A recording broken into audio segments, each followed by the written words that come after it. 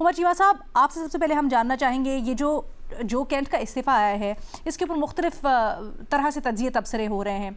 आप क्या समझते हैं, कितनी अहमियत है इसकी और इसके असरात क्या होंगे अमरीकी सियासत के ऊपर?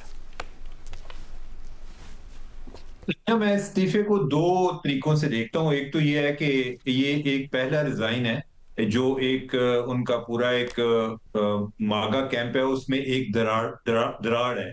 और फिर ये है कि वो इंटेलिजेंस कम्युनिटी साइड से आना, वो इस चीज को फर्दर एक तकवीत देता है, एक वैलिडेट करता है कि ये जंग इसी तरह से शुरू हुई है जिस तरीके से बुश ने ईरान में इराक में जंग शुरू की थी। एक फर्क जरूर था कि बुश ने राय आमा हमवार करने के लिए बेशक उन्होंने झूठा प्रोपेगेंडा किया, जो भी किया, लेकिन उन्होंने टाइम लिया, यूनाइटेड नेशन के पास गए, वो कांग्रेस के पास गए, उन्होंने अपने इत्तेहादी जो है उन्हें एक मुतमिन करने की कोशिश की।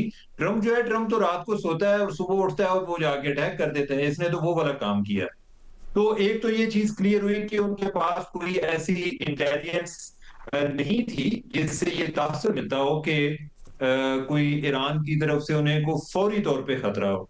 बल्कि एक और गार्डियन में भी स्टोरी आई है, उससे ये पता चलता है कि कोई यूके के भी नेशनल सिक्योरिटी के लोग जो हैं वो भी मौजूद थे, वो भी ये बात कर रहे हैं कि ईरान की तरफ से कोई फौरी तौर पे इस तरह का अमेरिका को कोई थ्रेट थी नहीं। अच्छा, दूसरा जो उसने रिजाइन में इसराइल का जिक्र किया है कि हमने इसराइल के इन्फ्लुएंस में आके ये जंग शुरू की है, इसने ना सिर्फ कि एक नई बहस छेड़ दी है, बल्कि उसने एक हिस्ट्री क्रिएट कर दी है। वो इस तरह से कि पहले तो लोग बात करते थे और वो आउटसाइडर बात करते थे, वो एक तासुर की बुनियाद पे सारी एक बहस को आगे लेकर चल रहे होते थे। इधर तो एक इनसाइडर इनसाइडर एक बात कर रहा है। हम्म। तो ये ट्रम्प के लिए जो उस पर बहुत ज्यादा प्रेशर बिल्ड हो रहा है, उसमें उसको उसकी पोजीशन अपनी अंडरमाइन होती है कि जब ये कोई कहता है कि इसने नेतन्याहू के कहने पे किया है, और नेतन्याहू ने उसको इन्फ्लुएंस किया है, ये बात अपनी जगह पे दुरुस्त है। और नेतन्याहू ने जो किया है, वो इस काम के लिए आज से कोशिश नहीं कर रहा।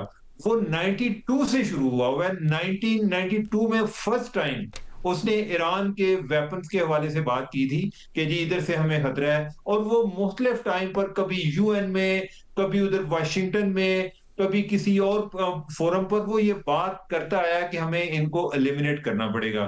तो ये दरार अब जो है मजीद बढ़ेगी, और उसकी एक वजह यह है हम्म। कि इस जंग में भी अमेरिका के और जो इसराइल है, उन दोनों के मकासद मुख्तलिफ हैं।